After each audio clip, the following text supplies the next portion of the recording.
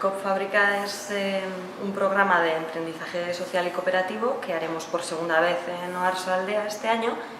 y lo que hacemos es acompañar a la gente que quiere empezar un proyecto económico desde las fases iniciales hasta ya un acompañamiento más ad hoc de cara más a largo plazo, más estratégico o con la forma ya tomada del proyecto. COP-Fábrica tiene parte de formación, pero es mucho más amplio. Hay una parte en la que damos formación sobre desde economía feminista, contexto económico general, temas medioambientales para ver en qué contexto vamos a desarrollar esos proyectos, pero luego también tomamos herramientas de desarrollo de proyectos o de empresas tradicionales, las hemos traído a la economía social y transformadora, metiendo otro tipo, poniéndonos otras gafas, ¿no?, para usarlas, y lo que hacemos es entrenarnos, aprender a usarlas, aplicarlas a los proyectos de la gente que participa, y una vez se pasa como esa fase de casi incubadora, ¿no?, de formación, luego hacemos un acompañamiento de los proyectos.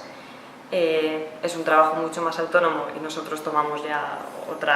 otro papel de tutores, y luego también se busca la intercooperación. Por eso es importante esa dimensión colectiva. Hay 3 perfiles que tenemos identificados y luego están tipos de gente que oscila entre ellos, pero la primera es una persona o un grupo de gente. Nosotros optamos más por proyectos colectivos que quieren poner en marcha un proyecto económico y damos ese acompañamiento desde el principio. Luego estarían las asociaciones o grupos de personas que ya hacen una actividad económica pero no la hacen de manera formalizada, entonces para profesionalizar este tipo de cosas.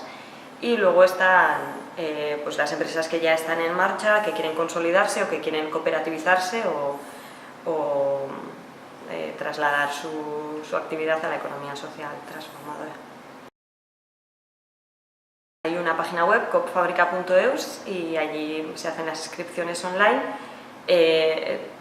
Como en los otros años, hemos visto que a principios de enero, cuando nos juntamos con todos los candidatos, hay gente que no puede tomar ese nivel de compromiso o no está en ese momento, o hay proyectos que no van adelante, entonces hemos abierto la inscripción a todo el mundo, y luego ya a partir de enero nos juntamos con las candidatas y los candidatos y valoramos con ellos.